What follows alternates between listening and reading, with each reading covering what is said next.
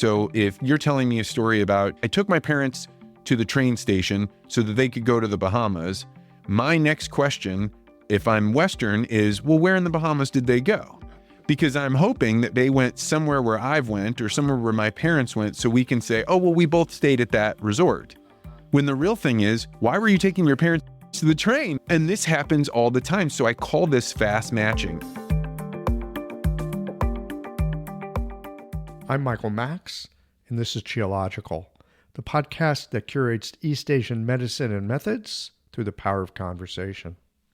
If the world is only as alive as our scientific understanding, then I suspect we are blind to everything that speaks outside the world of quantified models of reality. While there is a small part of the population that is psychopathic, the number I've heard is roughly 3%, most people, they want the world to be better. They don't get up in the morning thinking, how can I screw things up a little more? How can I make it a little worse for my children? Not to say that people don't make choices every day that could have these results, but I suspect that it is in large measure a kind of short-sightedness. Even those folks on the other side of the political spectrum from you, I suspect they're looking to make the world a better place. They might have a different idea of what is better, and it's likely their methods will be disagreeable with you, but I think it's worth considering that most folks are not looking for tomorrow to be worse than today. Mostly, I suspect that people love their children and want a world for them that is full of opportunity and that they're prepared for the challenges that naturally arise within each generation. I think people like to see their communities be places that are safe, have flourishing businesses, a feeling of cohesion, and a sense of place that feels like home. As to fundamental differences that naturally arise between people, that is an issue as old as humankind, having enough language and construct to recognize an us that is different from them. There has been a lot of talk over the past 40 to 50 years about diversity and inclusion, important conversations on how we can make room for people who are different, maybe so different we barely recognize them as being people, so different that we don't even know where to begin with the conversation. Our backgrounds and lingo so dissimilar that it's almost impossible not to hit the tripwires of misunderstanding. How to connect across those kind of chasms, especially on the larger scales of communities, cities, or states, I don't know. But I do know this. In our practices, in the one-on-one world of an acupuncture clinic, there's an opportunity to listen to others who might be very different from yourself, to listen to people and how they make sense in a way that's different from how you do. Because our job is to help people with their health. It's a marvelous opportunity, not just to open your heart and mind to people that you'd otherwise dismiss given their dress, hairstyle, or values, but maybe, even more importantly, it's a chance to lay aside some self-importance. It's an opportunity to transform dismissive judgment into clinical discernment, which not only helps you assist your patient, but also allows for a softening of your discriminative us and them. Hearing people's stories and understanding them from their own point of view, I found it has over the years helped me to be a little less judgmental and dismissive. As much as I like to think of myself as open-minded, I'm not. I'll refuse to listen to a particular podcast or read the headlines on certain internet news sites because, well, after all, why would I waste my time on those people over there? But when those people walk into my clinic for help, I can see more clearly how my worldview, preferences, biases, and beliefs become obstacles to being present and attentively curious to my patient. I think that maybe practicing acupuncture has had an influence on me being less of a closed-minded, smug jerk over the years. Empathy? It's hard. I'm not talking about being able to feel what another person feels. I'm talking about being able to stand in a place of seeing what my patient believes that I don't believe, what they fear that I don't fear, and maybe most importantly, what they value that I don't. Hearing how they've been affected by events I've not experienced, how they make meaning out of circumstances in a way that I wouldn't, it's illuminating. Being able to sit with someone who's very different from myself, that has taken some time because, at least for me, the way forward has required me to be less focused on my discomfort and more leaning into my curiosity about them. How it is that they've wound their way to where they are. Of course, with acupuncture, we can direct a conversation with the body through pulse and palpation. It's helpful. But we also have the opportunity to learn about how our patients have grown into the people that they are, if we can be attentive and open to that inquiry. In this conversation with Vance Crowe, we reflect on the process of connecting with others. I'm hesitant to say we discuss the interview process because that sounds more interrogative than explorative. There's an art to connecting that allows us to accompany others as they share their story and maybe see themselves for the first time in a different light. Genuine inquiry? It's a voyage of discovery. We'll take that journey together in a moment. Stay with us. These conversations come to you through the generous support of our sponsors and members. Blue Poppy, your new one-stop shop, has speedy shipping options on everything that you need for your clinic. It's Women's Health Month at Mayway Herbs. Check out their new website for learning resources on helping women with herbal medicine. Are you a creature of habit? How about making a change that helps your patients and the planet with AccuFast needles? And later in the show, raising your fees doesn't have to be a difficult process. Jane has helpful suggestions on making it easy and effective. And finally, have you considered that having a thriving, profitable practice is one of the most healing things that you can do? Julie Bear Don't Walk has, and she can help you do something about it too. Do be sure to visit the sponsors page on the Qiological website to take advantage of all the special offers our terrific sponsors have for listeners of the podcast. Picture this.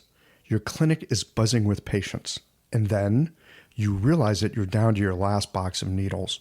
No need for panic, because Blue Poppy, your one-stop shop for all your acupuncture needs, they ship orders received before 3 p.m. on the same day. With a quick visit to Blue Poppy's website, you can order premium needles, herbal formulas, and that special Dr. Bob's oil that your patients love. Blue Poppy understands practitioners can't keep patients waiting. That's why they strive to get you what you need when you need it. From high-quality Chinese herbs and formulations to acupuncture supplies and clinical essentials, Blue Poppy has served practitioners for nearly 40 years with products that meet the highest of standards. Discover everything Blue Poppy has to offer by visiting www.bluepoppy.com, and don't forget to subscribe to their mailing list for exclusive offers and more. Hi folks, I'm Yvonne Lyle, president of Mayway Herbs. May is Women's Health Month, and as a women-owned and women-run business, we especially love how Chinese medicine can support wellness through every stage of a woman's life. So in this month's newsletter and podcast, we're covering topics like PMS, pregnancy, menopause, and osteoporosis. We'll share expert insights and effective treatment strategies you can put to good use in your clinic. Our Plumflower brand line includes herbal tea pills, tablets, extract granules, and organic herbs, all of which you can find on Mayway.com. And where you can also find articles, videos, and other resources to support your practice.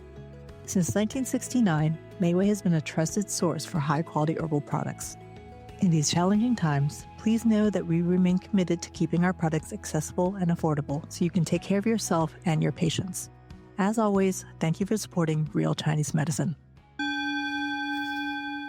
Daily habits and routines feel comforting, familiar, easy, automatic. That's the power of repetition. You've worked out the kinks and can do it with your eyes closed. But what if you shook things up? What if you ditched the old routine and tried something new? Hi, I'm John Sten. I've practiced acupuncture for over 30 years, and together with my wife Kelly, we created the world's first eco-friendly acupuncture needle. The AccuFast earth-friendly needle system cuts your packaging waste by 60 to 90%, depending upon your needle type, speeds up your needling, gives you more control, and best of all, while you're healing patients, we plant a tree for every 2 boxes your clinic uses. Thousands of acupuncturists have already made the switch. In just the last year, they've helped plant over 16,000 trees. Since we started, that number has grown to over 50,000. So break the routine. Be the change. Visit acufastneedles.com. Your patients and the planet will thank you. These conversations come to you through the generous support of our sponsors and members. You have clinic challenges? Our sponsors have solutions. Need a custom formula shipped to your patient? Mayway Herbs can do that for you. Have you ever wondered about objective measures of what's happening in the meridians? Acugraph opens that portal for you. And do you love learning herbs? Golden Flower Chinese Herbs has a fantastic collection of herbal monographs that will expand your knowledge and your skills. Later in the show, Ann Cecil Sturman has a unique mentorship opportunity in 2025, and there's an opportunity to support the podcast that keeps you connected to our community of practitioners. Do be sure to visit the show notes page on the Qiological website to take advantage of all the special offers that our terrific sponsors have for listeners of the show. Are you struggling to keep your acupuncture practice thriving? Acugraph is here to change that. It's a cutting-edge solution that supports your treatments with objective proof, fills your schedule, and turns patients into raving fans who drive referrals. Too many acupuncturists struggle because they fail to treat their practice as a business or can't effectively communicate the power of acupuncture. Acugraph is the proven solution to these issues and has even pulled practices back from the brink of failure with a proven plan to attract and retain committed patients. Join the thousands of acupuncturists worldwide who are already reaping the benefits of Acugraph. Visit acugraph.com/qiological to discover how this powerful tool can transform your practice. Act today and take advantage of their special offer just for Qiological listeners. Acugraph, where tradition meets innovation. Unlock your potential now. Visit acugraph.com/qiological today. Golden Flower Chinese Herbs was founded and continues to be operated by practitioners of acupuncture and Chinese herbal medicine. As we enter our normal cold and flu season, plus now the ever-present COVID viruses, know that at Golden Flower Chinese Herbs, they offer formulas and strategies to help prevent and recover from seasonal illness. Like you, Golden Flower Chinese Herbs cares about their patients and want the best for them. They have traditional formulas along with novel modern ones to help you treat your patients and family with effective, easy-to-take, potent herbal medicine in tablet form. Have you seen Golden Flower's excellent monographs? You can find them on their website. Take a deep dive and explore Chinese herbal thought, theory, and practice. Golden Flower Chinese Herbs, crafting solutions for other practitioners. Visit them online at www.gfcherbs.com and enjoy those monographs. Hi folks, I'm Yvonne Lau, president of Mayway Herbs. For over 55 years, our family business has provided high-quality, trusted herbal products through our Plumflower brand house label. With hundreds of pills, tablets, extract granules, and whole herbs, we ensure that you have the resources you need to support every patient. For special cases, create your own custom formula in our herbal dispensary and we'll ship it directly to them.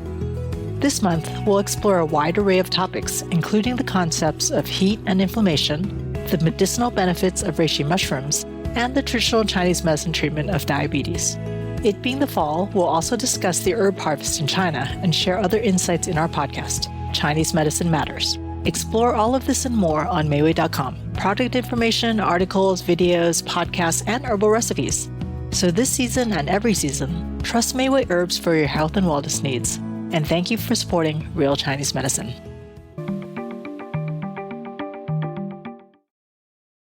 Vance Crowe, welcome to Geological. Thanks for having me.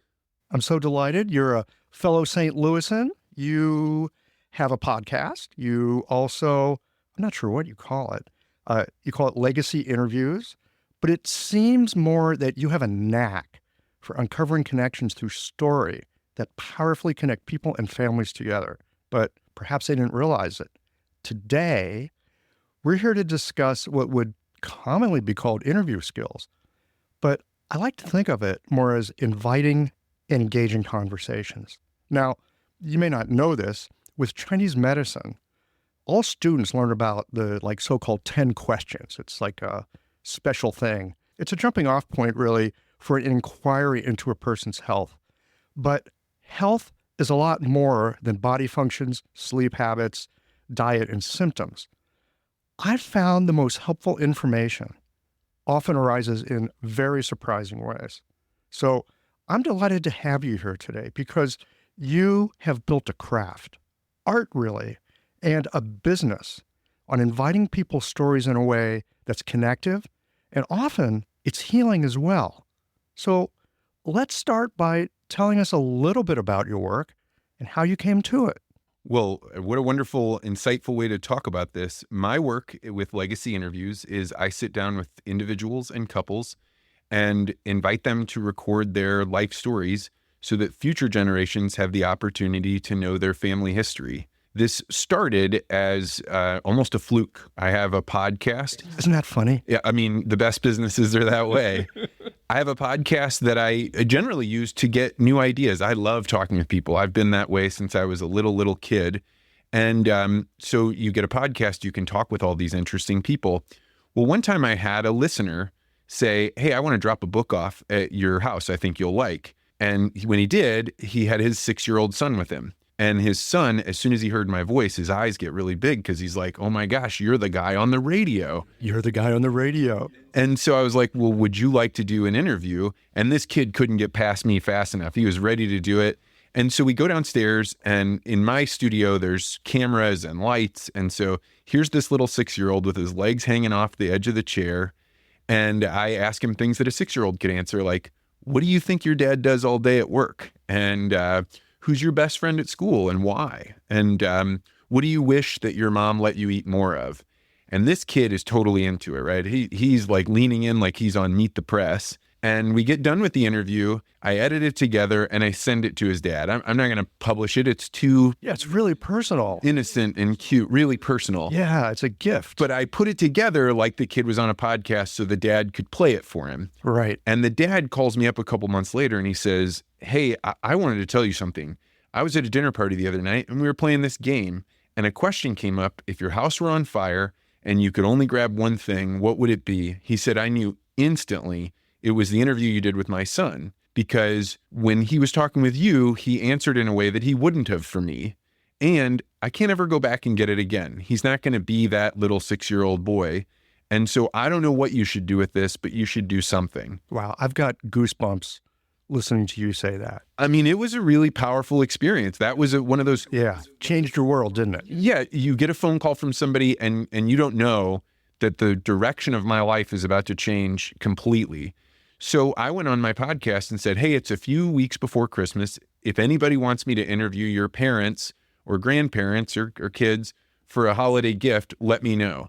I thought I was going to get 2 or 3. I got so many, I couldn't get them all done. Wow. And so you couldn't get them all done before Christmas. So wow. It was like, okay, now I'm on to something. And I did it for a while in my little basement studio. And eventually my wife said, you can't have this many people coming to the house. Like, it's not going to work. We got a little baby here. You got to go. So I got a studio and it's just been building. And now I've been able to work on how is it that you have conversations with people so that a perfect stranger, when they walk in, eventually tells you about the stories that are the most meaningful in their life, that will be the most meaningful to future generations. And that's what I spend my time really working on as a craft. That is fantastic. And this is exactly why I'm delighted to sit down with you today. Okay. In the business that I do, Chinese medicine, people's stories are often a big piece of the problem that they have and the solution that they find. Sure, we do our things with needles and herbs and this and that, but Chinese medicine is a participatory sport. So there's often changes that people need to make. And sometimes folks come in, they don't even realize all the things that go into, say, their knee pain or something, or why it's important they get rid of it, or what they've been doing that brought it there in the first place. Sometimes people will say things in clinic and they'll be like, wait a minute, are these things connected? Right? I watch these things happen. It's phenomenal. So, and I don't want to like go down the road of psychotherapy, that kind of thing, because that's not what you're about or what we're about. Although in both of our work with people, often something gets uncovered and it's connective and it's healing and it's expansive and it changes things. So with that in mind, and again, I refer to the 10 questions that we have as acupuncturists. It's like, how are your bowels? How's your sleep? How's your digestion? These kinds of things. They're not bad starting points, but they barely get you started. So getting started with connecting with someone, tell me a little bit about that. Well, that's an excellent question. And it's clearly one from somebody that deals with people, because when a lot of times people come into my studio, they didn't buy this interview. In fact, they are really uncomfortable, but their kids, their adult children said, Mom and Dad, you have grandkids that they're too young to remember your stories or to hear them. I want to make sure we capture them. So Mom and Dad come in and they maybe got their arms crossed, or maybe they're fidgeting with their hands, or they even have some kind of aggressive questions for me about like, well, what are you going to do with this? And how do I know it's secure? And so once we get those initial questions answered, when we walk into the studio, one of the things I do is I have us look at art together. So you've been in my studio. There's a giant painting of what I think looks like a woman planting seeds. But the magical thing about this painting is that I've asked hundreds of people, what do you see when you look at this? And they all have different answers. I've maybe only heard a few even slightly crossover answers. And what happens is people are really focused on themselves and what they're going to do and how this is going to turn out. And then when you say, what do you see? Now they can use the filter of all this fear and the anxiety that they have, and it reflects in that painting. So they'll tell me something like, well, that's a woman in a jungle, or that's a woman crossing a street, or that's a man hunched over, because it's kind of abstract. And then I'll ask them, what is that person feeling, or what are they thinking about? And you can tell that people are taking whatever's going on in their life and they're laying it over top of this woman. Now, I don't have any judgment of that. It's just a way for them to vocalize some things. And it's amazing. That's the power of really great art, is that it takes people away from what they were initially thinking about. So by the time we sit down and we turn on the cameras and we actually start recording, we've had this interaction where we're starting to get in sync with one another. And then we can begin asking questions that resonate with them. Wow, that's so cool. So in a sense, you prime them for what's coming next. Yeah. Right? It's like, here's a thing. Oh, it's just a piece of art. Chitter chat. What's going on? Well, of course they're going to dream their own thing into it. And now they've had a safe experience of sharing a little something of themselves with you before you, like air quotes here, get started. So finding like some initial rapport. Some way for them to take the thing that they don't even realize is going on with them. When somebody's nervous or agitated or afraid, we don't want to feel that. So we cover it over with other emotions. I often think, this is something I've learned through legacy interviews, when somebody is angry, most of the time what they are is afraid, and anger is a way to lean into that fear and to not be pushed back by it. So getting people to push forward some of these emotions that they can't name, they don't even really fully recognize that they're experiencing, so that way when you start asking questions, that's already kind of in the pool in front of us. And it doesn't wipe it away, but it certainly makes it so we can wade into the waters together and they don't feel like they're with a stranger anymore. I like that piece, not with a stranger anymore. I mean, in my business, we always meet as strangers. I mean, I think in any business, right? Anytime you're starting any transaction with someone, you're meeting as strangers. Yeah, and in particular in your business where people are opening up about like this is something I'm experiencing. I don't know how to solve it. I'm afraid that it can't be solved. It doesn't have a name. It doesn't have a cause. And so with all of this, then they're coming in both simultaneously clutching on to that, but also being like, can you help me? And it's one of the very rare experiences that people have like that, I would guess, when they interact with you. This is going to sound weird, and maybe this is why I'm in the business, but it's kind of fun. I mean, it's fun meeting people. They're in a space where I don't know what's going on. And instead of trying to get rid of that uncertainty, we get a little bit friendly with it. We don't look to defang it. We look to see what else is there. One of the things that I have discovered is that most people have gone most of their lives never having anyone really listen to them. And so if within those first few minutes of an interaction, somebody has a signal, this person's listening to me, they're not just trying to get this thing done, then it's not transactional. It's not transactional. It's transformative almost immediately, because our world is so sped up. Everything is so transactional. The business mind is like, how can I turn this over as quickly as possible to get to the next one? That when you encounter a circumstance, somebody like you or me, where, hey, right now is what we're doing. We're not trying to get past this. We're trying to be here. It's a very rare experience for most people. I hear you say this. In my initial gut sense and thought at the same time is, oh, that's right. But I don't think about it that way. I'm just like doing my job, and I recognize that's kind of there. It's part of the fun of doing the work.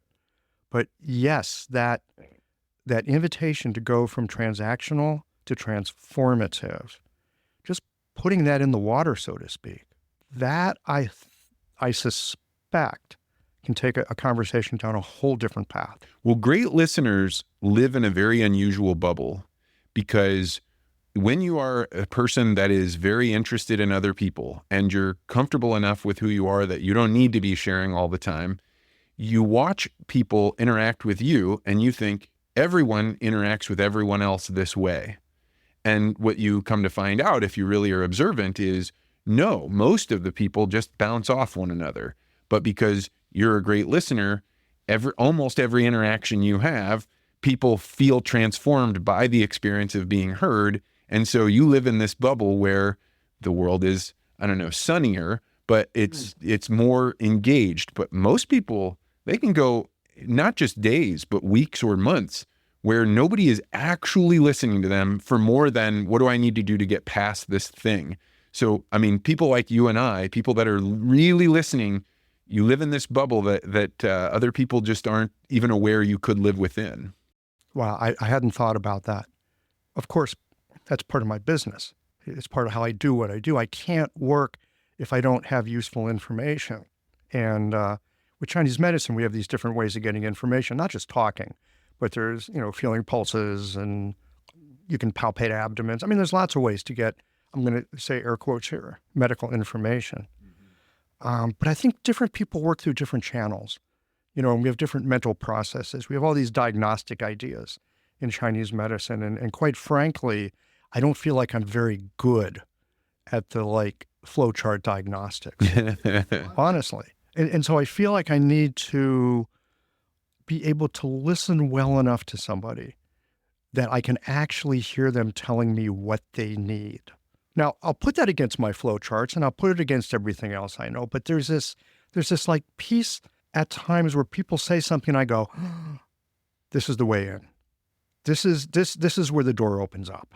Well, and you're describing something. So I recently was asked to try and translate the way that I listen to people or interact with people into a class.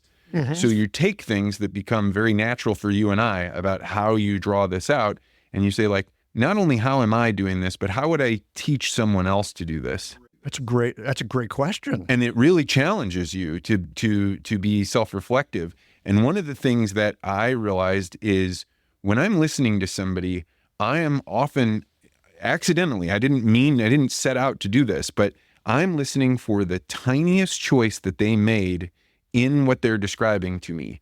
So, somebody tells a story about where they went to school or some kind of challenge that they had, and they always throw in, little tiny details about, the dog that was there or the favorite shirt that they were wearing, whatever it is.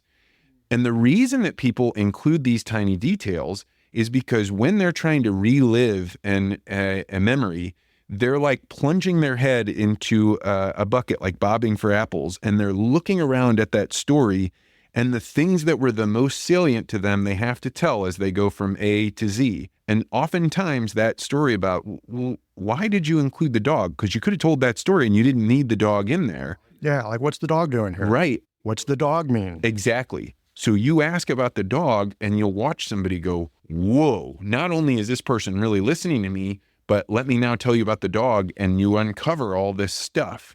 And so great listeners, I think, are always listening for what's the detail, not that's out of place, but that you added in that if you were just telling it as a linear story, an editor would be like, we don't need the dog in here.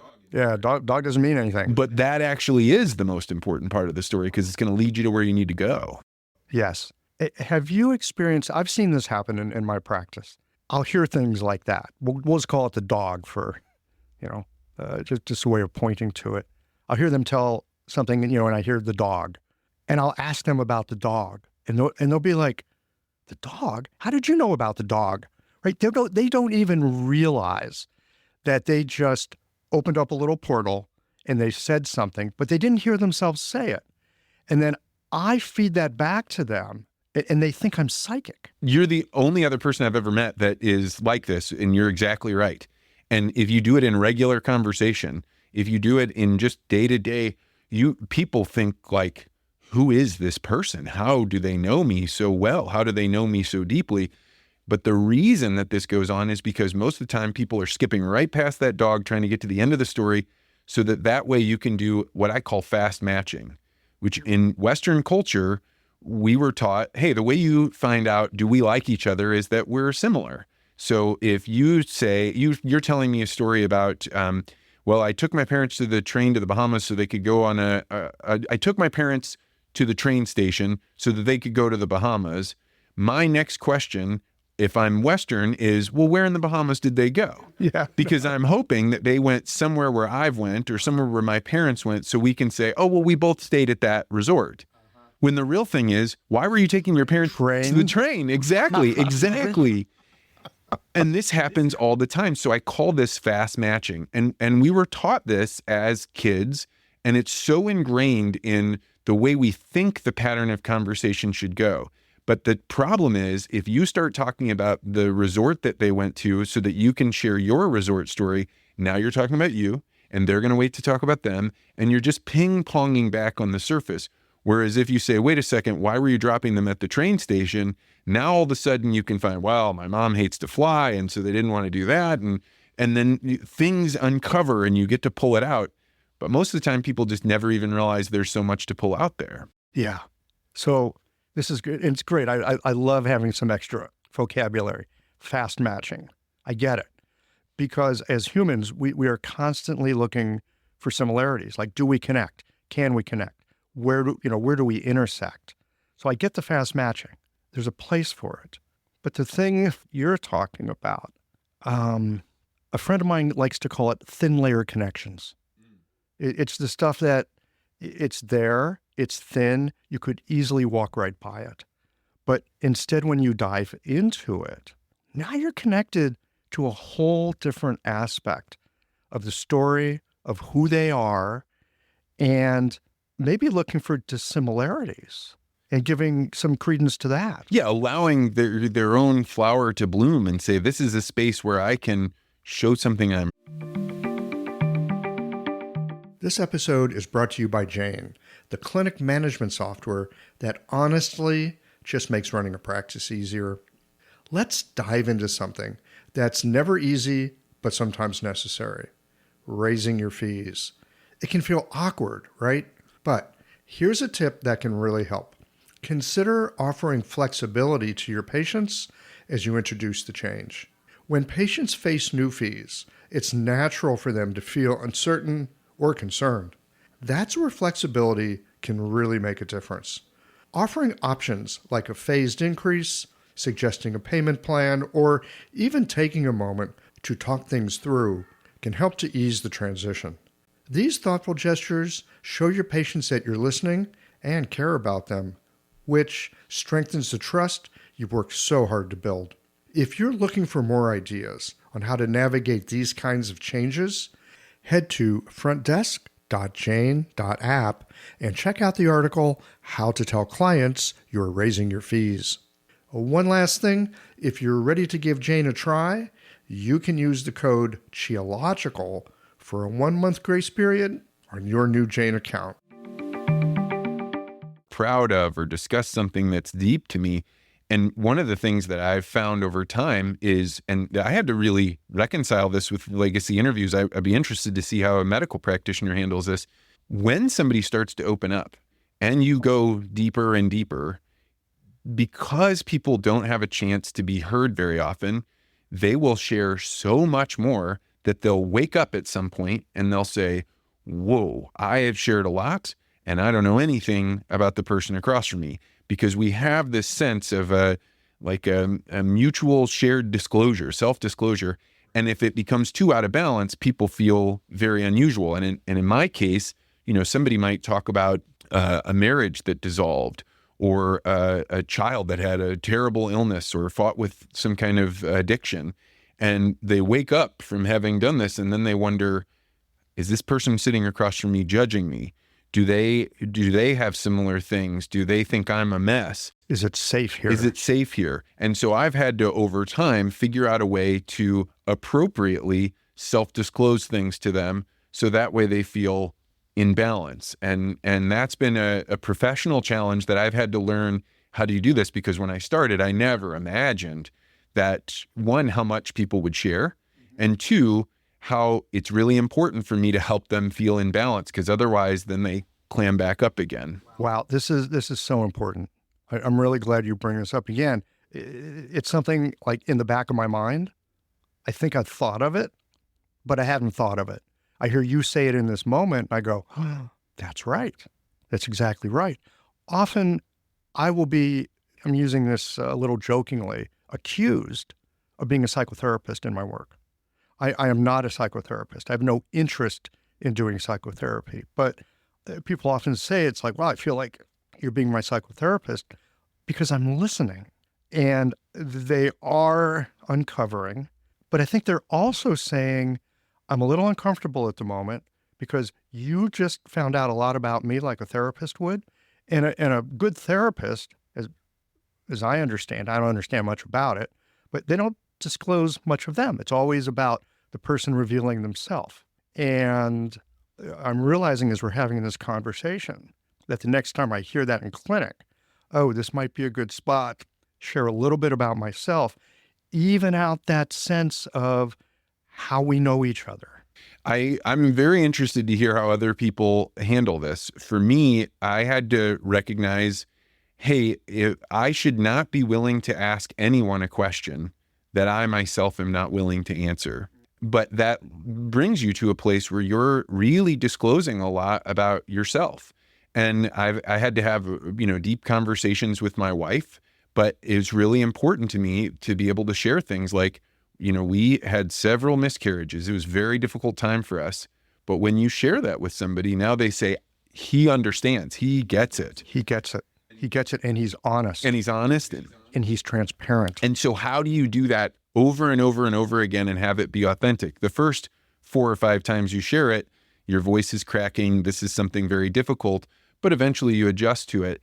And I don't need or want to go any deeper. I don't think the other person needs to, but how do you keep that authentic? And that's a professional challenge that I'm very interested in hearing how other people handle it.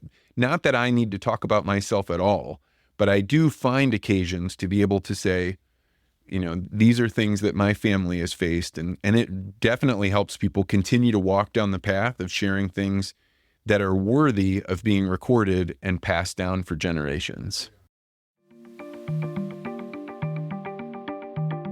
Hi everyone, Anne Cecil Sturman here. My 2025 mentorship program starts this January.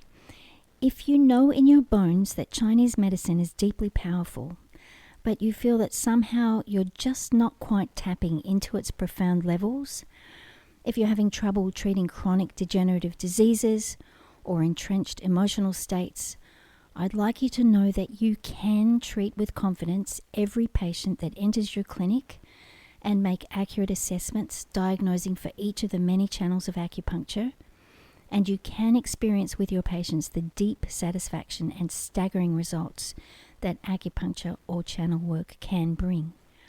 I'd like to invite you to the 3rd annual 6-month live online mentorship program, where I'll take you on an extended deep dive transmission of the practical application, including pulses and tongue, of classical acupuncture and channel practice. You'll graduate confident in your ability to work potently with a presence that is calm and clear. To apply for the training, welcome to AnneCecilSturman.com/MP25. AnneCecilSturman.com/MP25. See you there.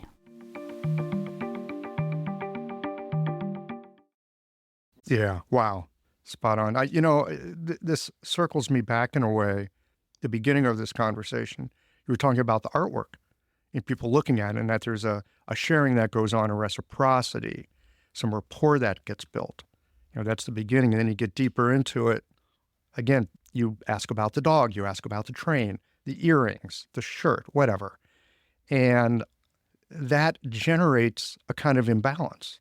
In some ways, that tension is really helpful, right? There's magic in tension, right? That's why dating is like both terrifying and wonderful, right? And raising children is terrifying and wonderful. There's all kinds of tension. Tension's not a bad thing. It's like, okay, game on.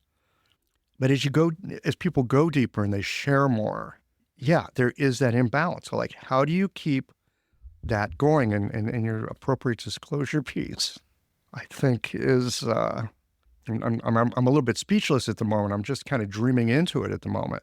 Like, how might that look in clinic? I know this is going to show up for me in the next day or two. Every time I have conversations like this, it's like, uh-oh, it's coming in clinic. I can't wait, right? I'm like, rubbing my hands together. I'm ready for it. I'm curious to see what it looks like. I'll have to get back with you and let you know what I discover. Yeah, this is one of those areas that I know will be a continuous path of learning on.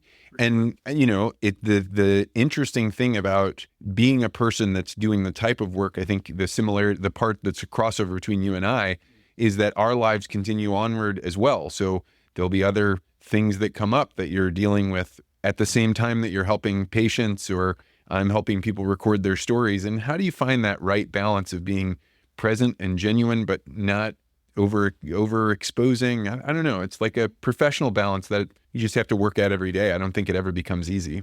I think you work at it every day. It's part of the practice. On the other side of this, right? These are some ways that we've discussed where conversations kind of naturally unfold themselves in really surprising, delightful ways.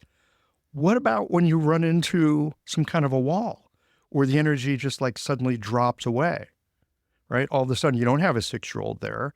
Maybe you've got a 76-year-old there with crossed arms and they're not sure what to say.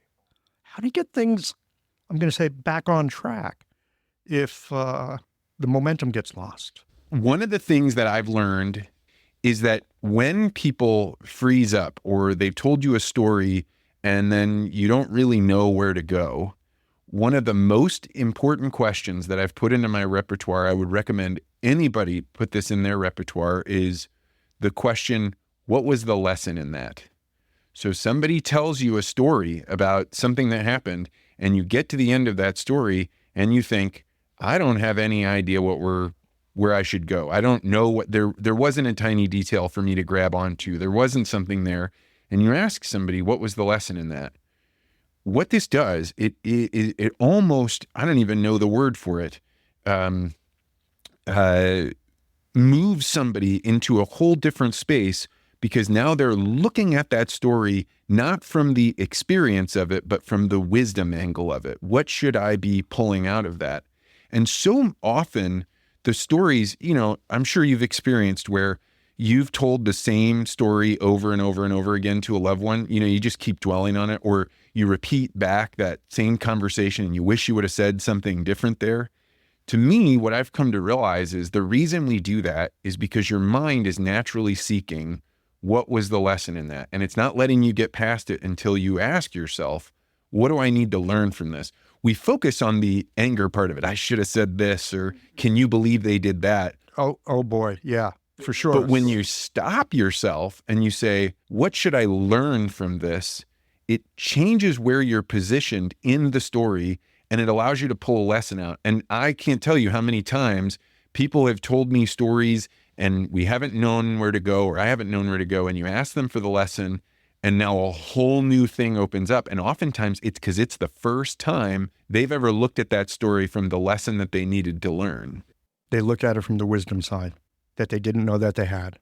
This happens a lot in a Chinese medicine clinic. Tell me more. Well, we get to a place where the energy, I think of it as just, it kind of peters out, or I know we've hit an obstruction.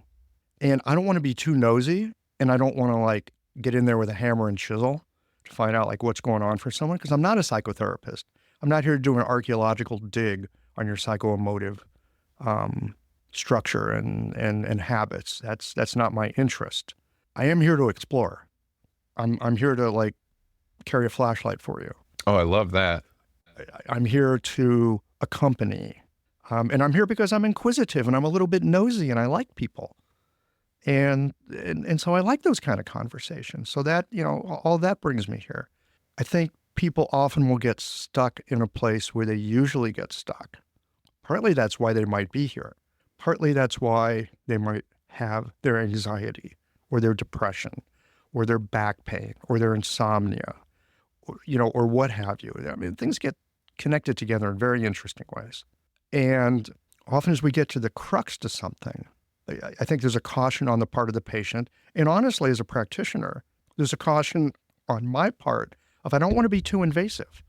So watching for that and asking, what's the lesson in this?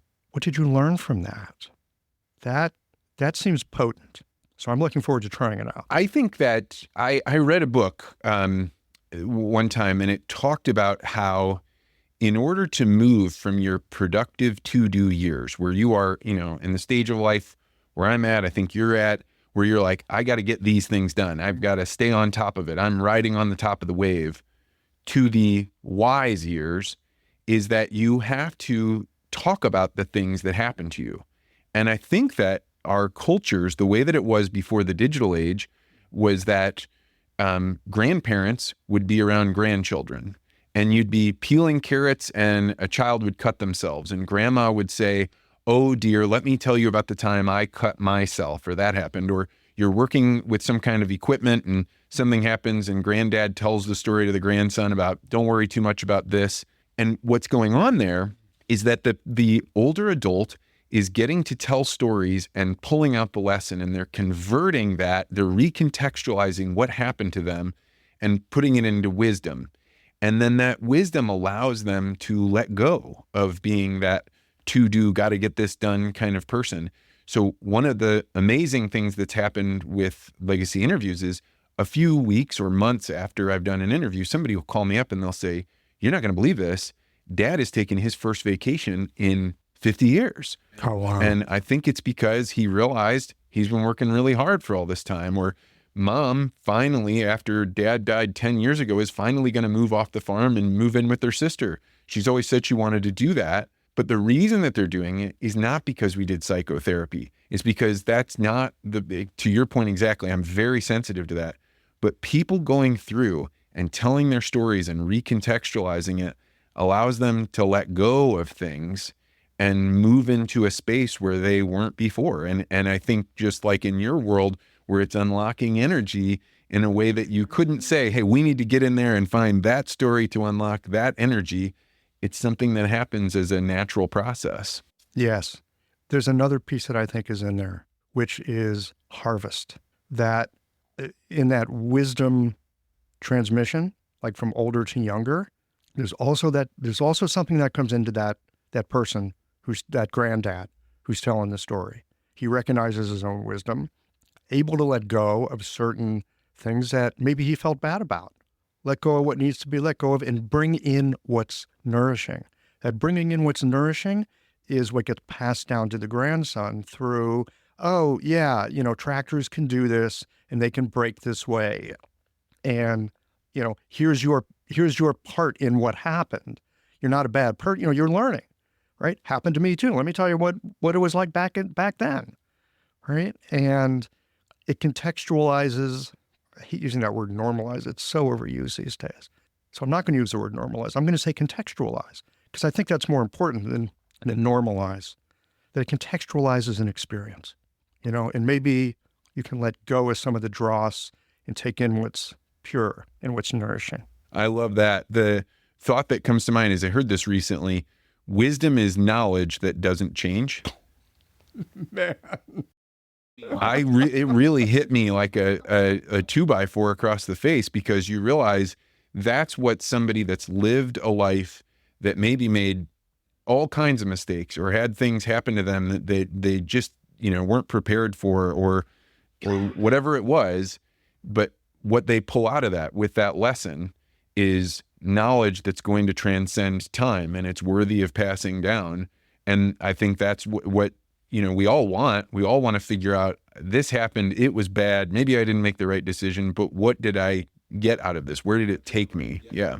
What did I learn? What did I harvest from it? Similar sort of thing. Yeah, it recontextualizing can be so helpful. And that's more than just reframing or talking somebody into a different way of thinking. There's something transformative that happens, I think, when people notice for themselves kind of how they're put together, but they kind of let go of the blame that goes along with it. Yeah, I mean, so many times so I do interviews both as individuals, but also as couples. And what happens is I bet that gets lively. It's amazing, because what you have, and I see this in my own life, you have a couple that's sitting right next to each other, and they start talking about a story that maybe was painful that they haven't talked about, like when they went through a bankruptcy, or they had a child that they just couldn't figure out how to, get past some problems. And they stop and they look at themselves, at each other, and they say, we got through that. We made it. And all of a sudden, this thing that they didn't want to look back at, that was a terrible time in their lives, now they have this joined understanding of, oh, wait a second, that led us to this. And we never had a chance to go back and look at us getting past that difficult time, because another chaotic thing happened and another chaotic thing happened. And so watching these couples. Having a thriving, profitable practice is one of the most healing things you can do as a healthcare practitioner, because a robust business is the ultimate expression of vital qi, and that's the heart of our medicine. I'm Julie Bairdontlock, and I help practitioners grow nourishing, profitable, authentic businesses that embody the generative cycle of Chinese medicine. This isn't about all yang all the time. It's about expanding your own internal capacity, growing collaborative relationships with your patients for ethical patient retention, and marketing is an extension of this medicine, not a necessary evil. You already know that everything is connected in your patients' lives and bodies. The same is true for your business. When we align your systems, your schedule, your pricing, and your offerings with you, we create flow, which means more spaciousness, more impact, and more joy. When you are in the flow, fully resourced in terms of chi, time, and money, your business becomes a source of healing, not just for your patients, but for you. Let's grow something rooted, radiant, and real. Visit lifeflowconsulting.com to learn more. Look back on their lives and be like, not only did we get past that, but we did it together. And you see them like having this bond form. It's one of the most loving, I talk about couples interviews being like Valentine's Day every time we do it, because even if that couple fights like cats and dogs as older adults, the way they made it to where they are now is that they did it together. They found a way to say, we're going to stick this out. And so you see them making these realizations about things that they did that's really impactful. Change is such a curious thing, isn't it? It's so weird. Like when you ask for it to happen, it's almost impossible for it to happen. And when you create this kind of field of inquiry or just potential, like what's here, all kinds of stuff can show up. I'm thinking back again here, what you were saying earlier about, the dog or the shirt or the earrings, the small things.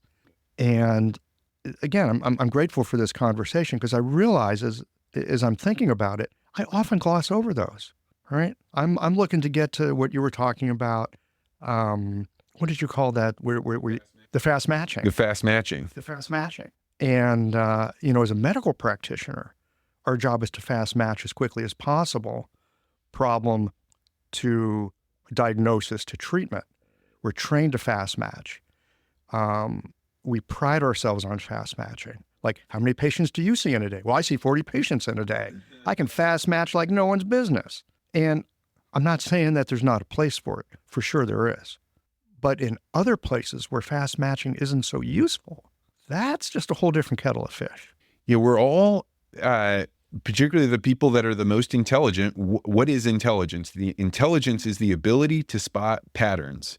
And there's this incredible thing about listening and really listening is that it allows you to spot patterns that other people aren't spotting. And, I always say that the line between genius and madness is the genius that can spot patterns that other people can't see, and the person that's mad spots patterns that aren't there. And so when you're a practitioner, if you're really going to deep dive into these things, you have to thread that line of saying, what is the pattern here that we want to figure out, that we want to discover? And for me, I'm in the fortunate position that I'm not giving them a diagnosis. I'm not helping them solve anything else. I'm just helping them say, patterns over here. How about over here? What else can we see over here? But in your world, you need to spot patterns that are going to help them get to somewhere else. So you have an added layer of challenge in what you're doing, I think. Well, we do. I mean, there is that. At the same time, because we're trained in what we do and because there are patterns that are recognizable, especially with experience, at least to get you started, you know where to start. It's not hard to figure out where to start. You may not know where to end, but it's not hard to figure out where to start. And we learn that. So there is that. Often it will get us a ways down the road, but then things, they kind of clog up or it stops. They're 70% better, but not 100% better.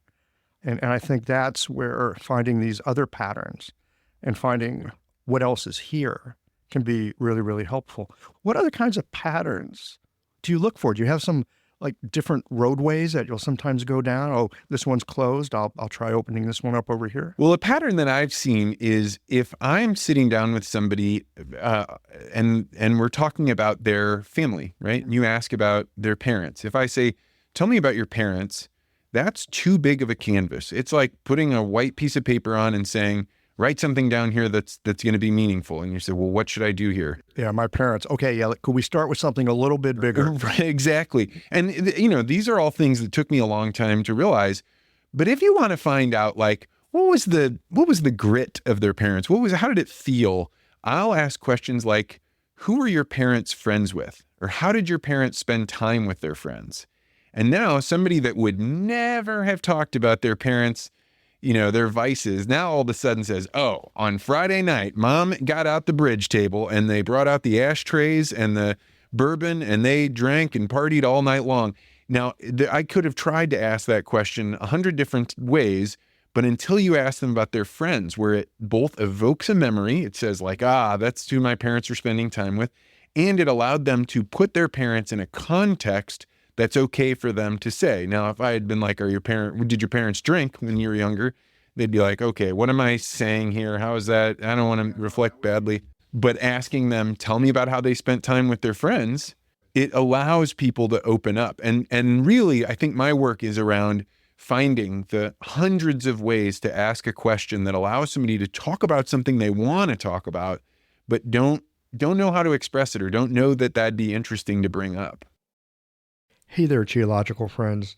Just a quick note to say how much I appreciate you tuning into the podcast. Every episode is handcrafted with the intention of enlivening your practice and bringing a sense of inquisitiveness. If you found something in today's conversation that sparked your interest, maybe made you pause or think, do consider sharing it with a friend. It's as simple as sending the episode link or telling them about the one part that really grabbed your attention.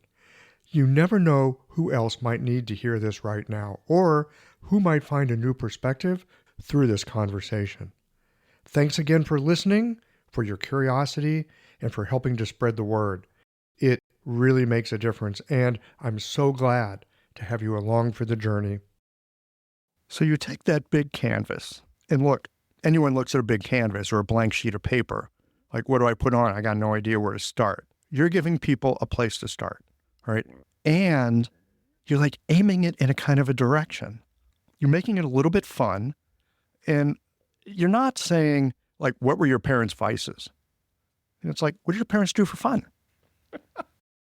Yeah, and people, the other part of the problem with a blank canvas or a white piece of paper is that when we're telling stories, we need a reaction.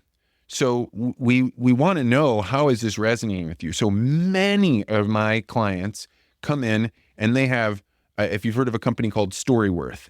So this is where you buy a service and they email your parents questions every week for a year. And then they take the answers to those questions and they bind them up and put them in a book. Well, many, many people start and very, very few people finish. A year is a long time. A long time. Even if you did it for 6 months, right? If you're writing something out, you're typing it in an email, it also has the opportunity to send it to your kids and your grandkids. Well, if they don't give you a reaction, you're like, I don't know, was it good? Was it boring? Was it too long? It's like doing a podcast, talking into the void. Exactly. And so people become demoralized by it. And one of the things you'll notice about good listeners, I see it written right on your face, is that great listeners are responding by the way they look on their face. So the raised eyebrows, the nodding head, the leaning forward, the whatever it is that you're doing, not only it feels good, but it also tells people, I'm hitting something here. This is something that was surprising or interesting, because if it's your own story, you've inhabited it. You don't know what's interesting necessarily within it anymore. So to see another person responding to what you're saying says, oh, well, I'll color in some more on this side. Let me tell you more about what's going on over here. And so reacting to people is a really important part of listening and getting them to open up. 100%. There's something that you just said about the importance of response. Somebody being there in front of somebody, listening to a story, who's responding to it. And it makes me think, I've got a bunch of patients who come in for different psychoemotive things, anxiety, depression, that sort of thing. And there's a lot of it going around. Often in looking to do some kind of self-help, people do some kind of journaling or something like that. And I get it. I've done that too. I think it has its use. But the problem with that is it's like the story that we're already telling ourselves in our head. There's not somebody to respond to what's actually being said. And so it's hard to hear what you're saying to yourself. It's hard to pay attention to your thinking if it's just like you in your own little closed loop. Somebody who's there who can respond to little pieces. What's the lesson in that? What about that train? What about that thing with your uncle? You keep talking about your uncle. Tell me more about your uncle. I mean, whatever it is, that response piece, I think, is actually really important. And I didn't even think about that until we're here in this moment having this conversation. The thing you're making me think of is that I have a disproportionate number of friends that are on the Asperger's spectrum or, autism spectrum, highly intelligent, incredibly driven, but don't have that many friends. Or if they do have friends, the relationships are kind of surface level. And it took me a long time to understand, why were these people so drawn to me? I would put my wife, who's beautiful, lovely, very, emotive person, but she struggled to connect with people. And some of my best friends are like this. And one day I realized it's because when they listen to people, their faces don't make change. They don't raise their eyebrows. They aren't smiling and getting excited and leaning in. There's not a signal going back and forth. Right. They are focused. And so they are totally observing the words that you're using. And one, they don't necessarily understand there's more channels going on there, right? Like, what's the emotion in this person's voice? and then they are giving nothing back, because we know there's so much, the bandwidth of how much you communicate, words are only part of it. And so being a person that is expressive and shows, reaction to things is another one of those ways where you will transform conversations with other people if you can be emotive without interrupting them, without giving them words that cut them off. Emotive without interrupting. Tell me more about that. Well, I think when I was younger, I would get so excited about what somebody was telling me that I would be like, yeah. Oh, you'd have all these words and these things. And, people can sense when you're excited about what they're saying, but there's a point where your excitement or your interest or your way of showing them that you're excited gets to the center of the stage, takes the spotlight from what we're really doing. And one of the things that I came to realize, actually, we could call it watching game tape, right? We have a camera in legacy interviews that's on me, but it's only in the person's video that we send them, we only show that video for maybe 5 seconds total. And the only reason we have that camera on me is that people need to know who was interviewing my parents, who is that voice, what's going on there. But because we have that, I'm able to watch myself reacting to what people are saying. And my editor was the one that pointed out, hey, remember you said, this conversation didn't get going until this point. Well, let me show you what you were doing with your face. Let me show you what kind of reactions you were having. So we go back and watch that, and it has been extraordinarily helpful for me to figure out what kind of facial reactions can I have that shares with people, hey, I'm interested, I'm listening, but doesn't become distracting, that doesn't take center stage over what's going on there. So you've had to learn to dial it back a little bit. Yeah, because just like I'm feeling now, as when I connect with somebody, when we start vibing, my energy level goes up as though I'm imbibing caffeine or I'm taking on nicotine, because it is for me a drug. Those are all lovely things, right? We like being stimulated. We like being connected.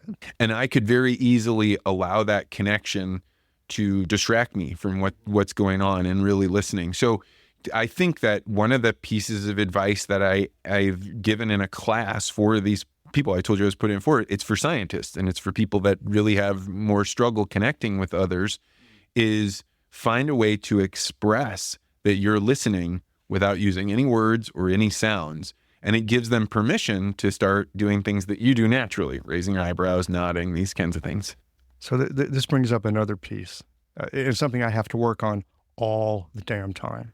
And I actually first got this from Chris Voss, FBI hostage negotiator. You had one of his colleagues on your podcast talking about negotiating and negotiation skills.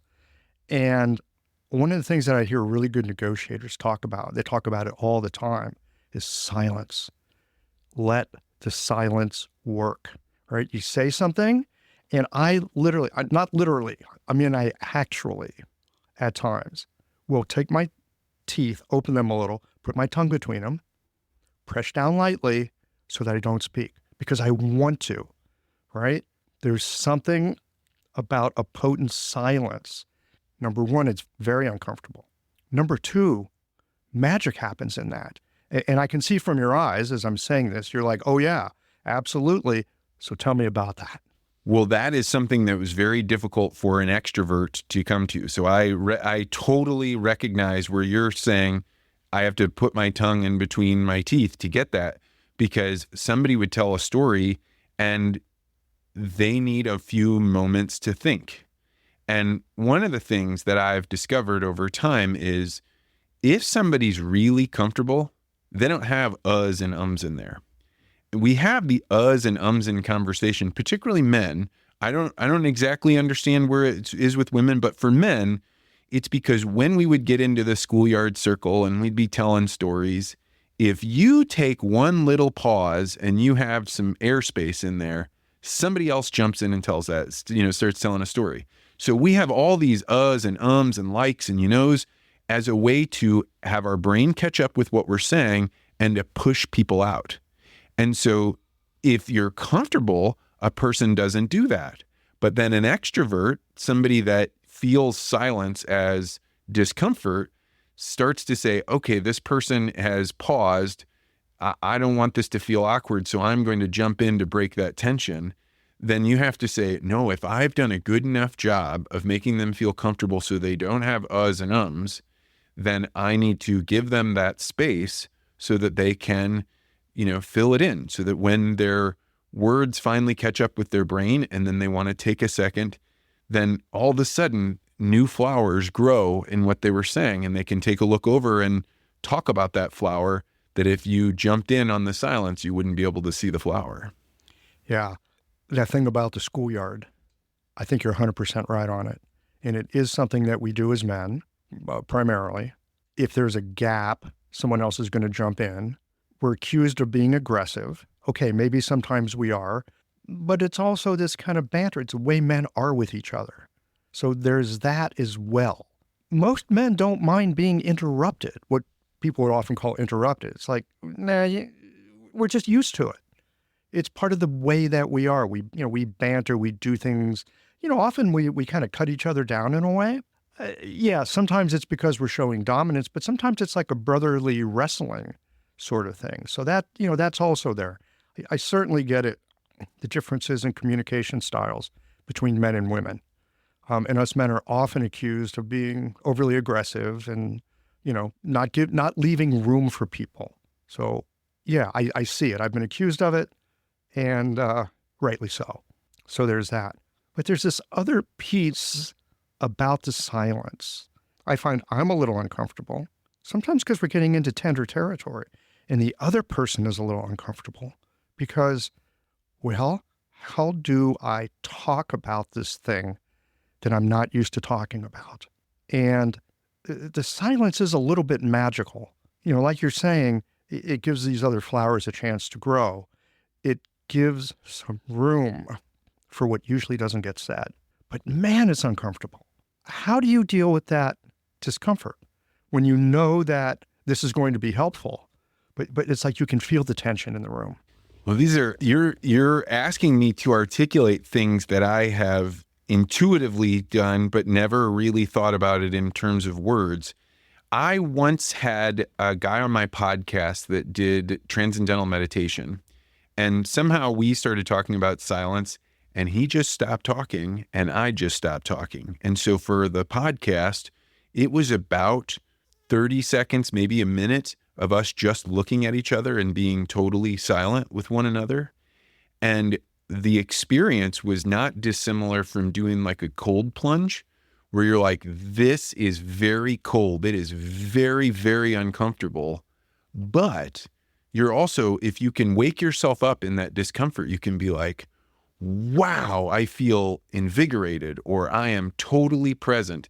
Because really, to be silent and to be paying attention is to be fully present. And being fully present, it creates an electricity between human beings that can't be done any other way. And so I've gotten more comfortable with it being like a cold plunge, and knowing that it 99 times out of 100 is going to yield a great result. But I have to be like, all right, here we go, and be quiet. And it's hard.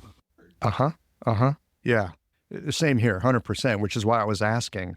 It's one of those things that I found to be really powerful. Again, it's a powerful negotiation skill as well. If you're looking to negotiate with somebody and you want them to articulate a position, or you want to get something from them, you can ask certain kinds of questions and then just shut the hell up, right? The person who speaks first is the person who gives away the most. Absolutely. And my background, actually, that's what I got my graduate degree in, was negotiations.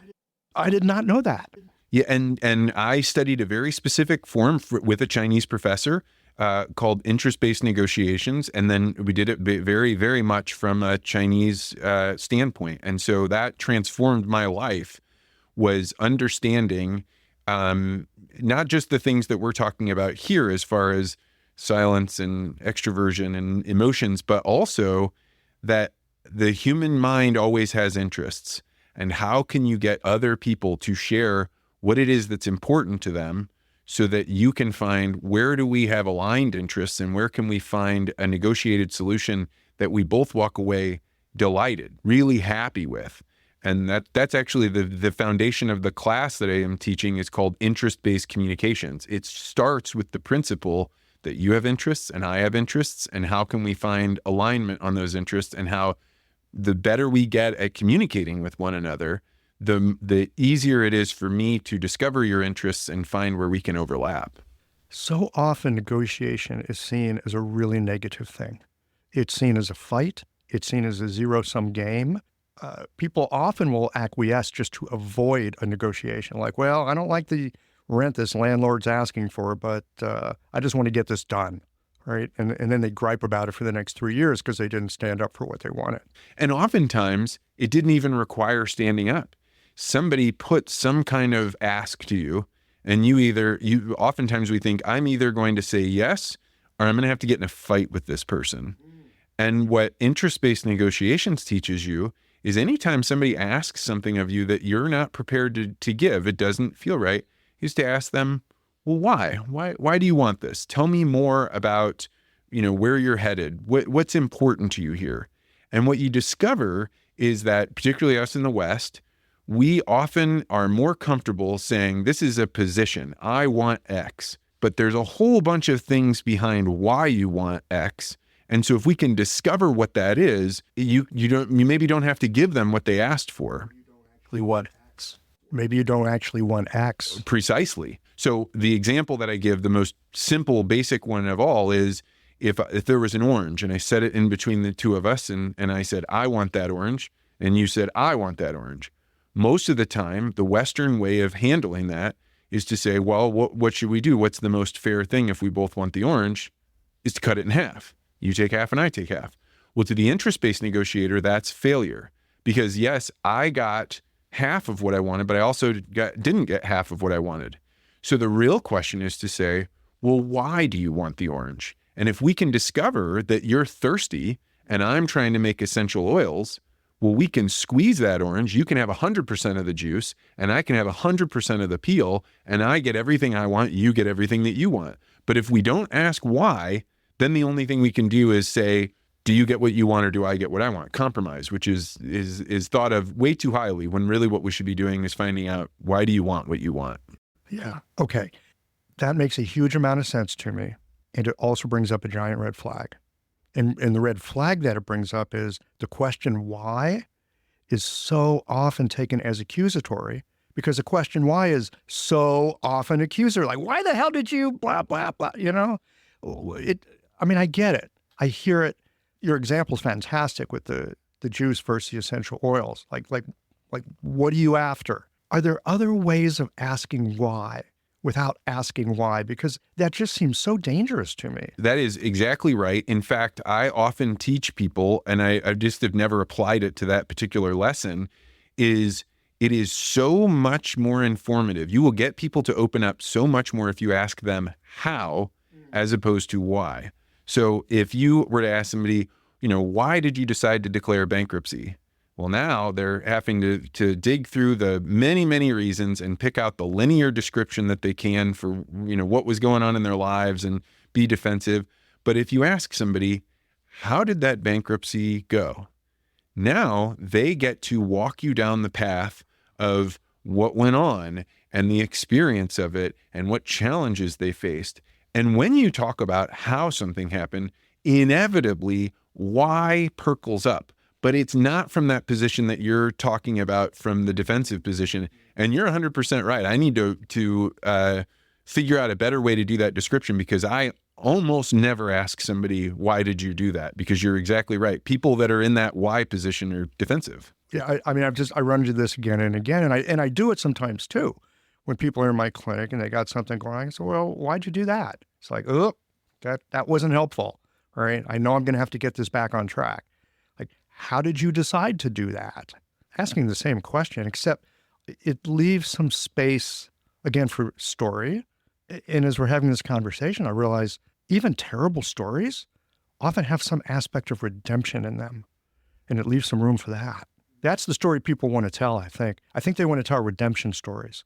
Well, and I think that I experience this all the time with legacy interviews, and I figured out that it's really important at the beginning of a legacy interview where I say, before we start, I want you to imagine that you got a package in the mail and it was from your great-grandparents that you never met, right? And I want you to imagine, would you want them to tell all the stories where everything went perfect and it was right and they did? No, because that's not going to help you. There's no wisdom in that. What you want are the stories where things did not go well, where they talk about the things that brought them down, the vices that made them trip, the mistakes they made, the things where it didn't go well, and tell it in a format of, and this is what I did to transcend that problem. Because to your point, that's the wisdom. And so you should do that same thing for your grandchildren or great-grandchildren, is to talk about those stories where things didn't go well. And if you give people permission to talk about how things didn't go well and it wasn't perfect and we didn't always know the right thing, I think you're right. They do want to tell those stories of when they transcended, but that's not most conversations. So you have to find a way to signal. Permission is a weird word, but like, Permission is a weird word and overused too. I like your word signal. How do we signal that this is safe? How do we signal that this is, I'm not even sure what the word is here, but you just gave me that image of receiving something from my great-great-grandparents that had wisdom in it. You know, the story of how they ran from the Ukraine and how they snuck into the United States from Canada because they couldn't get into the United States, right? And they finally got their papers and whatever. And those things that often want to be hidden because, you know, there is a darkness in it, but that's also where the light comes through. Now I'm sounding like Leonard Cohen, but I'm struck here with how important it is to create that space for people to tell the light side of the dark experience, the wisdom side. Yeah, I mean, or be able to pull that wisdom out. I mean, I think there's a lot of times where people, because they haven't gone back and told that story about how they overcame that addiction. They never told the story yet. They never told it. And so they don't even know where the light side is. But once they start telling it, they realize, actually, I haven't had a drink in 15 years. And I'm really proud of what that was. And this is what it took to do that. And this is what it cost me that it took me so long to learn it. And therein lies the knowledge that's not going to change, the wisdom that will transcend time. From my side in the work that I do, we call that healing. Beautiful. It's so, I am so captured by the way that you are in a space where listening to people can demonstrably change their lives. And the rest of the medical industry, the corporate medical industry, has stripped all of that out. You never watch anybody come out of the regular medical system saying, oh, my doctor did all these things and listened to me for half an hour and we really got to talk about these things. It just doesn't happen. And without you doing this work, people would be hopelessly stuck in problem, pill, further challenges. I have a really fun job. Do you think of it that way? Yeah, I do. Oh, yeah, absolutely. I think it's really fun. There's a lot of responsibility that goes with it as well and everything else. But I love going to work. And I like doing the podcast as well. I've had podcast friends say, so when are you giving up your day job to do this? And it's like, why would I give up my day job? I couldn't do the podcast if I didn't have a day job, because my day job it's fun and it's engaging. Why would I not want that? You know, the late great Charlie Munger talked about, like, don't retire, that'll kill you.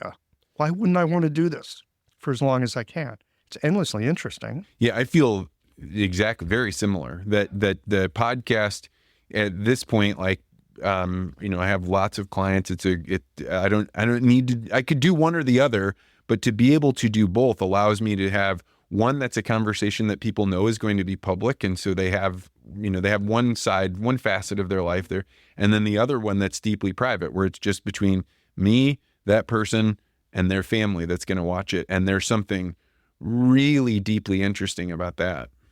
It's awesome that you've got these two different venues that you get to explore with. You know, they point in very different directions, and they've each got their own mojo and their own magic, in their own place. One that faces out, one that faces in. It's a very yin-yang kind of thing. Well, and I actually have a third part where I give a lot of talks. So I'm invited around to give talks on some of these subjects or around negotiations. And so you have a one-to-many, a one-to-one, and I don't know what you consider podcasting. It's different. There's something very different about being live on a stage versus having a conversation with a person that you know is going to be broadcast. And all three of these create the right balance for me. It drives my wife nuts. She's like, can't we just do one thing? It'd be easier. But as I said before, she's the aerospace engineer turned physical therapist. She wants to be very focused. And I like the mixture of all three, the flow that comes from that. Yeah, that's right. And I think that's what we've been talking about this whole time is flow, how you engage a flow with people. And this has been an utter delight to sit down with you, have this conversation. Thank you so much for joining me today. Maybe come back another time and talk to us about negotiation. It's something my crew could probably learn a thing or two from. Well, I've been honored to be here, and this has definitely been the flow state. So if anybody's ever wondering, what is it, what is a conversation that creates electricity, that you created it for me here today. Thank you. Well, it's something we do together, brother.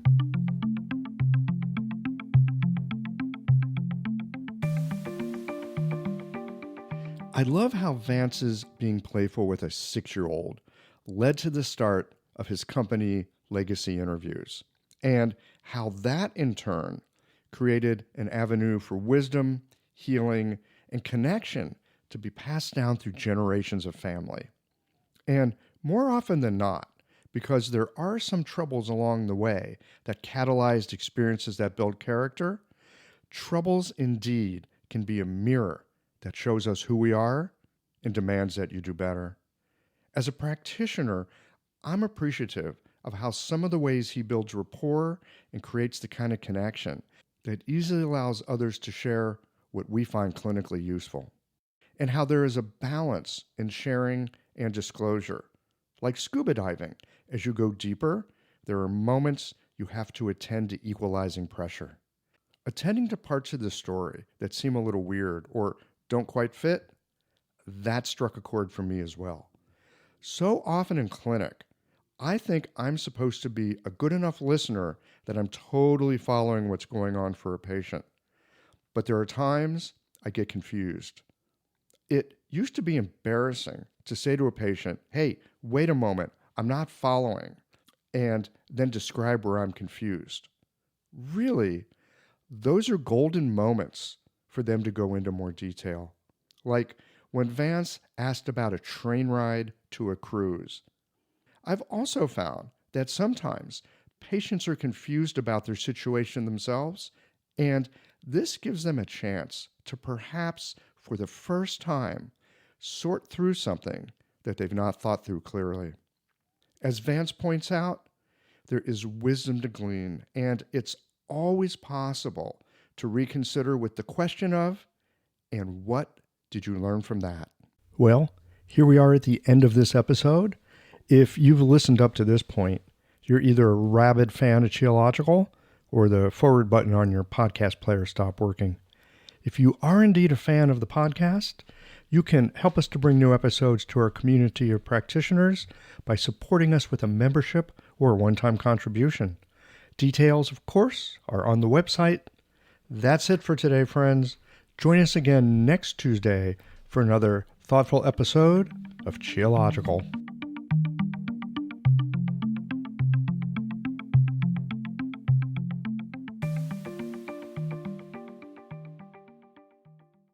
Well, here we are at the end of this episode. If you've listened up to this point, you're either a rabid fan of Qiological or the forward button on your podcast player stopped working. If you are indeed a fan of the podcast, you can help us to bring new episodes to our community of practitioners by supporting us with a membership or a one-time contribution. Details, of course, are on the website. That's it for today, friends. Join us again next Tuesday for another thoughtful episode of Qiological.